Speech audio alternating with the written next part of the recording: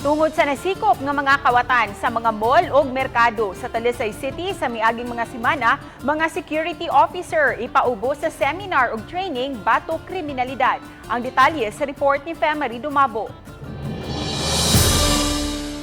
Ipaubos sa dugang training ug seminar ang mga security force ug mga nagdumala kanila diha sa mga mall, bangko, merkado ug sa uban pang establishment sa dakbayan sa Talisay. Gitunga sila sa pipila ka cluster. Usa sa tinguha sa mga pulis nga mailhan na daan sa mga security personnel sa establishmento.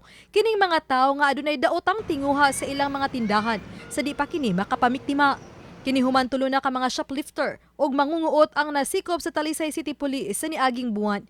Gani usa kanila nahuli pa sa CCTV sa Tabunok Public Market. Sa mga criminal profiling, unsa na status sa unsa na mga modus operandi karon sa mga kriminal para aware sila. So muna atong gibuhat karon din series of seminars. Duda sa mga pulis nga posibleng musiaw na usab ang mga nagkadiyang modus kundi mapakgang og sayo. Kini labi na nga padung ng summer season o gilugakan na ang restriction sa quarantine status, din mas daghan na ang manood sa mga mall, merkado o guban pang dagsaanan sa daghang mga tao.